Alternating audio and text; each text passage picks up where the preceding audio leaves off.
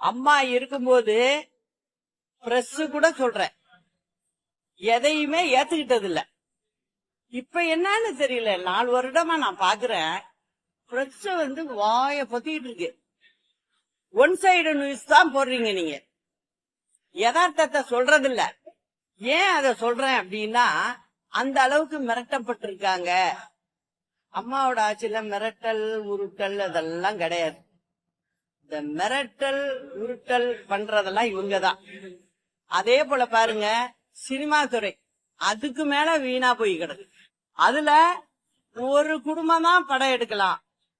ஒரு சின்ன பையங்க ஒரு முன்னேறணுங்கிற ஆசையில சென்னைக்கு வந்து ஒரு டைரக்டராவோ ஒரு கதை எழுதுறாராவோ இருந்தா, அத ஒரு சின்ன முதலீடு போட்டு ஒருத்தங்க எடுக்கிறதுக்கு வந்தால் கூட எடுக்கிற வரைக்கும் விடுறது.